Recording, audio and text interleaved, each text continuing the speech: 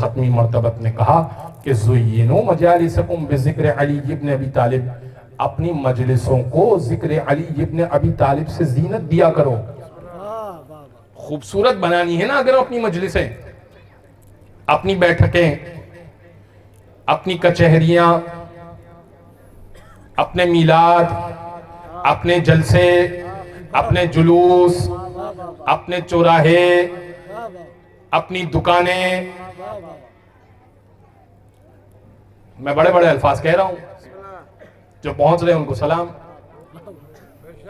تو علی کے نام سے زینت دو، علی کا نام خوبصورت لگتا ہے. میں روایت پیش کر دیتا ہوں. جناب عائشہ صدیقہ بیمار ہوئیں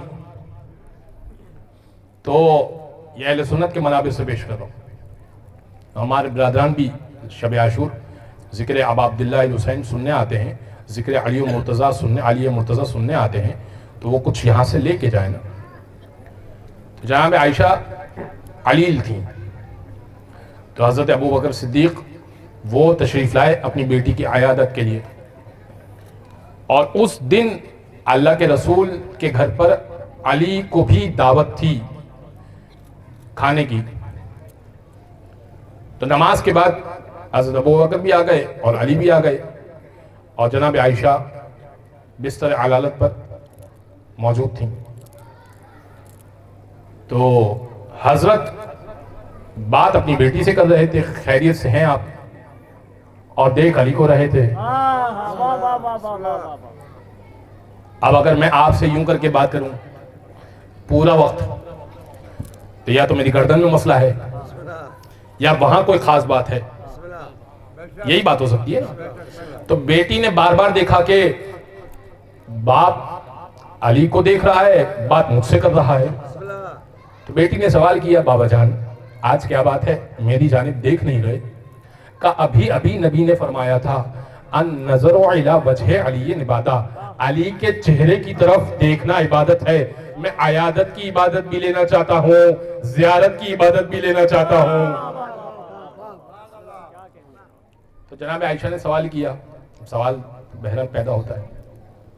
جناب عائشہ نے سوال کیا، کہا کہ بابا جان جب علی نہ رہے پھر،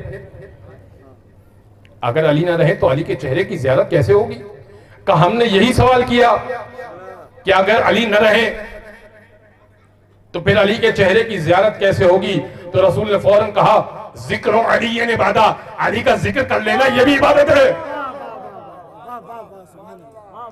کہ بابا جان کسی دفعہ اگر ذکر پہ پابندی لگ جائے. اچھا جناب عائشہ دور تک کے حالات سے واقف تھیں، ان کی نگاہ دور اندیش تھی. کہا بابا جان اگر کبھی علی کے ذکر پہ پابندی لگ جائے پھر؟ کہا ہم نے بھی یہ سوال کیا کہ اگر علی کے ذکر پہ پابندی لگ جائے پھر تو ذکر بھی نہیں کر سکتے.